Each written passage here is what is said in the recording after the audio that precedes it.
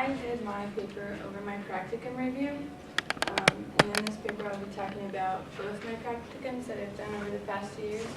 One was at the Boys and Girls Club, and this last one that I did was at the Westside Community Center. So just a little history about the Boys and Girls Club. It was first started in 1954, and it was known as the Boys Club in Oklahoma. And as the club began to diverse and it was more inclusive, they then changed the name to Boys and Girls Club over a decade ago. The club opened up the doors, and they wanted the organization to be established and known for the beacon of hope that would be created for many young lives in the many years to come. The mission of the program is to enable our young people, especially those who need us most, to reach their full potential. The main purpose of the Boys and Girls Club is to create a place for kids to have fun, develop character, and discover their talents. They base their club off of 5 key core programs, and these are character and leadership, development, education and career development, health and life skills, the arts, sports and fitness, and recreation. And the program designed this to drive positive outcomes for youth and reinforce necessary life skills. They also implemented 5 key elements for positive youth development. First, it's safe, positive environment, an age-appropriate, stable, and consistent setting. Second was the club was created to generate fun for the members, where they can develop a strong sense of belonging. Next was supportive relationships. Youth develop meaningful relationships with peers and adults as well. Next was the opportunities and expectations. And they would acquire physical, social, technological, artistic, and life skills here. And lastly, the club recognizes and supports the young people's self-worth and accomplishments.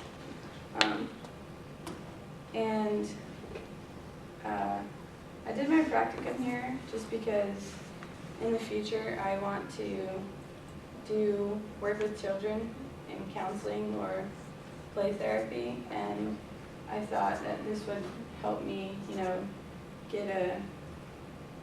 get some insight into how to deal with children.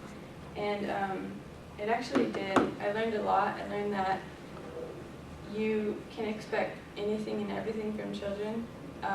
Whatever's going on at home, they'll tell you about it if they feel comfortable with you. And I think that one of the things I learned with children is that in order for them to trust you, you have to trust them first. And so once they see that, then they see, okay, I can go to this person and talk to them. And that was something that I really took away from the Boys and Girls Club. And also, it was a big organization, so a lot of kids would come in after school. And so I got to deal with, maybe 15 to 20 kids at a time, and you have to make sure that no one's hitting each other, they're not fighting, they're playing the games right, they're not destroying the equipment or anything. And it also taught me a lot of responsibility and how to deal with kids in a situation whenever they are, fighting or destroying the equipment, what step I should take in order to discipline them, or if I have to get a higher authority to deal with the matter. Next was my practicum at the Westside Community Center. And just a little history about this. It was created in November of 1950 by K.S. Adams. He was the president of Phillips Petroleum Company, and he donated money to help build so they can create the Westside. And then the city allowed the purchase of the land at 9th and Oaks for $1, which I thought was really interesting. I didn't know that. And $1, well, land now goes for a lot. anyways, the Westside Community Center has been an integral part of the community. It's a place where people gather to laugh, listen, learn, and lean on each other when necessary. Today, the Westside takes the lead in opening doors for its members through educational, social, recreational, and cultural activities. The center primarily serves minorities, low-income families, senior citizens, and children who reside in the western sector of Bartlesville. Although it does serve these people, anyone is welcome to join the program. The Westside kind of implementation to serve is so that they serve social and personal needs, serve economic and recreational needs, motivate and build character, serve the aspirations of the members, and provide educational, cultural, social, and economic programs. The mission of the Westside Community Center serves to unite and uplift the community by uniting, nurturing, and empowering its youth. What I really liked about this practicum, although it was the same as, working with children, it was different in the fact that not a lot of kids go, so at most you'll probably have 15 kids in a day. And I thought this helped me a lot because I could develop more one-on-one relationships with the kids, and I was able to learn more about them and what they liked and what they didn't like. Every day I could go to someone different and get to know them on a deeper level, whereas at the Boys and Girls Club, there was too many of them, and I could say hi to everyone, and I could talk to a certain few, but I was never going to get to know each and every one of them. And at the Westside, I've gotten to know each kid pretty well, and it's crazy to see how different, although the purposes of both the programs is to help enrich the lives of the kids. It's the way, I guess what makes it different is the kids who attend there. And at the Westside, it's mainly just like African Americans, and not that there's anything wrong with that, but like I wasn't expecting that, and then just because it's a program where kids can go, but it does serve the west side of the community, and that's the more poor side of Bartlesville. And these kids that I've worked with, a lot of them have trouble at home, and they go here to just have fun and not really think about, oh, am I going to get in trouble, or oh, if I do this, will this happen to me? And it just creates a safer, I guess, environment for them. One of the things about the Westside was that at first when I started, it wasn't really, there wasn't really a schedule or routine that they would do, whereas at the Boys and Girls Club, they had different stations that they would go to, and then they would eat dinner if they were hungry. At the Westside, once they got there, they would eat the snack that was prepared for them, and then they could go do whatever they want. But as I continued to go, Libby and Rebecca, the two workers who worked there, decided that they needed a more, like, each day they would do a different activity, which was educational. At first the kids were kind of resistant because, who wants to learn more about school? But once they started seeing that, they got rewards for participating, and one of the things that I liked was not only did they get like the reward for participating, but if we did math one day, they would have problems that they would do, and then we'd give them fake money, like Monopoly money, and then we'd price how much the candy was, and they'd figure out, okay, what can I buy with the amount of money I have?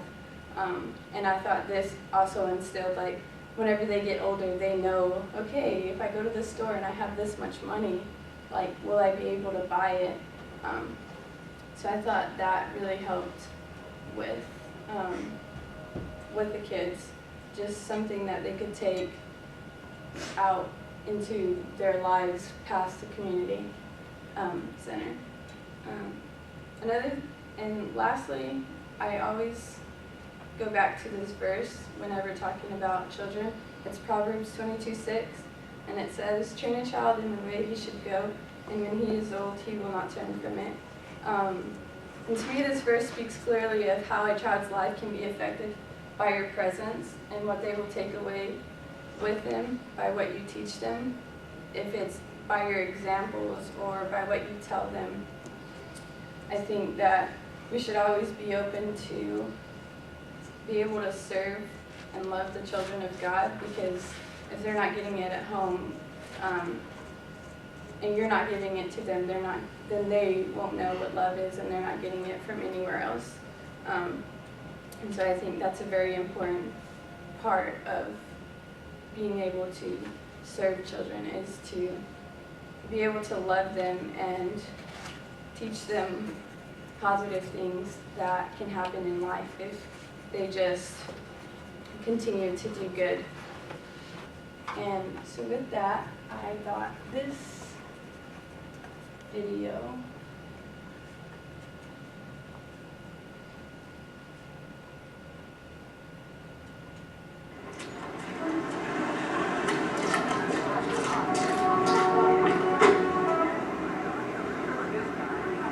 What are you gonna do, kid?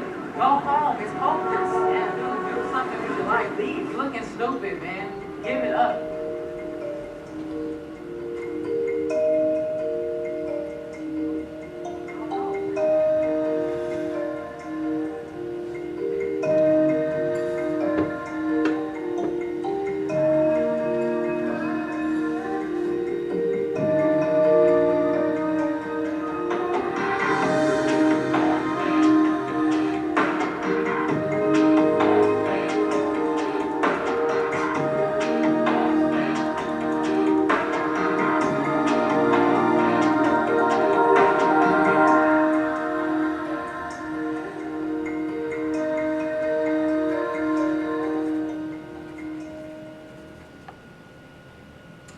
And so I think that if we are able to set good examples, then children will be able to set an even better example out in the world, and other people will take notice, just like in this video. There's actually another video that's by this organization too, and it says, do no harm to others who do good. And it's kind of in the same category as this, where it's about, I think he's a teacher, and he's saying hi to all the kids, and he's congratulating one for doing good on a test, and he knows everyone, and he has this foundation of, like, he's a good teacher and well liked. And he goes outside, and these three men try to jump him and take his money, and the same little kid who came and started painting the wall stood in front of them, and then right after that it was like 30 kids who surrounded him, and these men were just astonished by what the kids had done. And I think that's because, to me, it was speaking about how if we're a positive influence, how much they will care and do for us for what we do for them. That's it. Which place did you like working for the most? I like the Westside just because it was smaller, and I did get to know the kids more, and I can create, like, not that I couldn't create those relationships at the Boys and Girls Club, but I just felt that at the Westside there was more time for that, and it was more beneficial for both me and the kids there. Any other questions?